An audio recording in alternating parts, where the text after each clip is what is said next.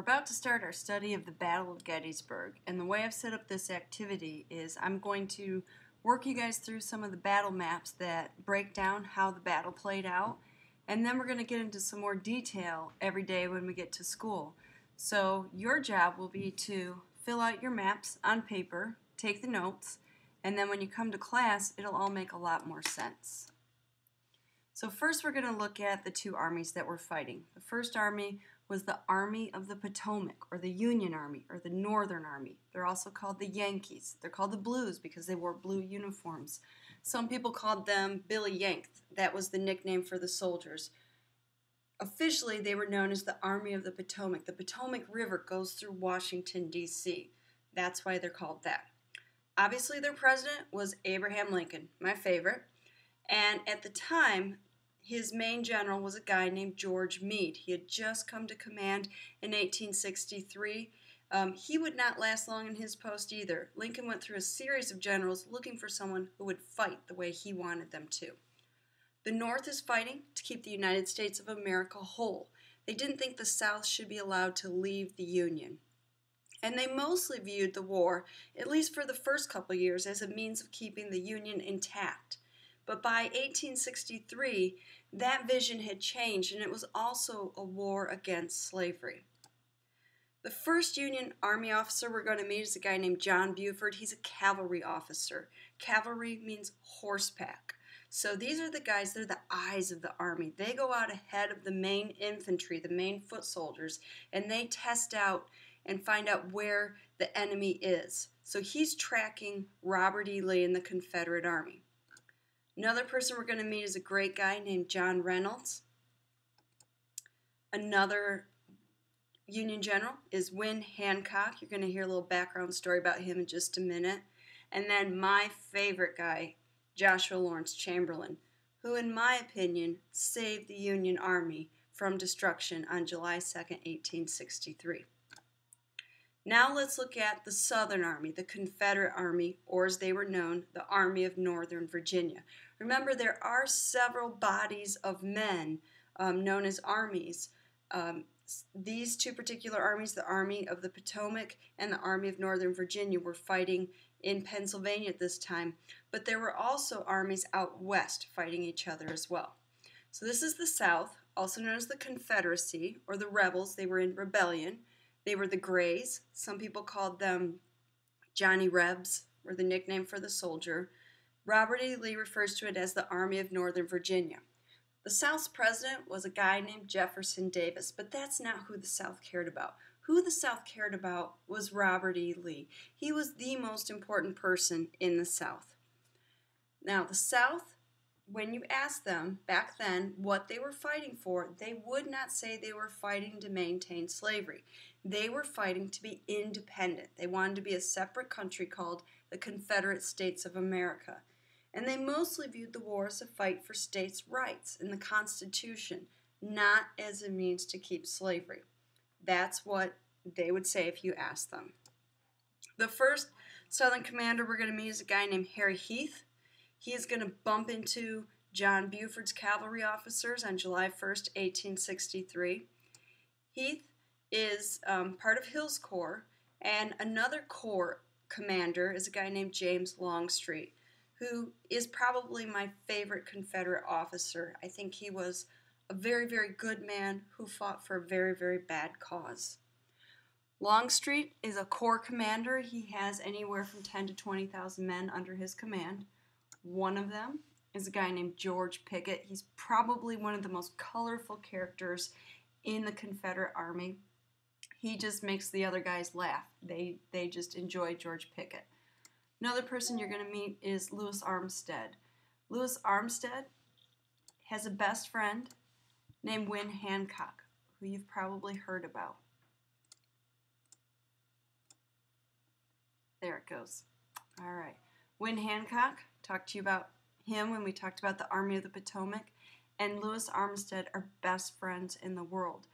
And on July 3rd, the last day of the battle, their sides of the army will be going against each other, and only one of them will live to tell about it. So let's get you set up for how the Gettysburg campaign even began. Robert E. Lee was heading actually towards Harrisburg, Pennsylvania. He was hoping that a Southern victory on Northern soil would convince the North, who by then most Northerners are getting pretty weary of this war. He was hoping that this Southern Confederate victory on Northern soil would convince the North to just give up, to say, fine, you want to be your own independent country, we're going to let you go. He knew the South did not have the capability of lasting in a long-term war, so he knew time was of the essence. So his hope was one big victory, let's say Harrisburg, the capital of Pennsylvania, would break the North spirit and give the South their freedom. Now, following behind him is the Union Army. So when the battle begins, the Southern Army is coming from the north and the Northern Army is coming from the south. When Lee gets reports that the Union Army is closer to him than he realized, he turns his army and they head south into the town of Gettysburg, and that's where the battle is fought on July 1st, 2nd, and 3rd, 1863. Here's our first map. The people we're going to worry about today are John Buford, Union Cavalry. He is out to the northwest of town. And when he gets there, he bumps into Harry Heath and the Confederate infantry. Infantry are the foot soldiers. They're the guys with the big guns. Cavalry officers do not carry a lot of weaponry with them. Heath is part of Hill's Corps, and he's just up the road to the northwest away. And then even further up to the north is a guy named Richard Ewell, and he is also an infantry officer. Now, John Buford realizes that there's some really good high ground just to the southeast of the town of Gettysburg. Those hills are known as Cemetery Hill and Culp's Hill. And Buford realizes that if the Southern Army, which is there, right there near Gettysburg, if they are able to dig in on those hills, the North will be forced to attack them. And chances are they're not going to be able to push them off those hills. So you'll have an enemy army on Pennsylvania soil. It doesn't look good.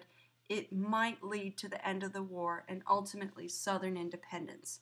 So Buford realizes he has to protect those two hills. He has to make sure he can hold on to the high ground until the rest of the infantry, the Union infantry, who are about 10 to 15 miles south of him, can get there and fight. Right there, John Reynolds and the Union infantry. He's got the 1st Corps and the 11th Corps there. So let's use your worksheet to position the armies and take a few notes. So first, I want you to draw and label the estimated positions of the following: Buford, Heath, Reynolds, Ewell, and Hill. And I also would like you to circle Cemetery and Culp's Hill. So if you need to, pause this video and go ahead and get that done. Make sure you color in your Confederate armies red and your Union armies blue. Go ahead and pause. All right, now that you have the armies placed up on the map, let's take some notes. Again, the Union Army is blue, the Confederate Army is red. That's why we have the legend there. And we have 3 short notes. First, Lee plans to invade Harrisburg, but he changes his mind when he gets reports that the Union Army was near Gettysburg. 2, Lee's cavalry officer, a guy named Jeb Stuart, was off to the northeast of Lee's army, leaving Lee blind in enemy territory. So Lee really had no idea that the Union Army, the main body of the Union Army, was so close to him. 3, Union cavalry officer John Buford realizes he's seeing Confederate infantry, and he hopes he can hold his position, the high ground, until John Reynolds and the Union infantry can arrive. All right, make sure you have these notes done for when you come to class.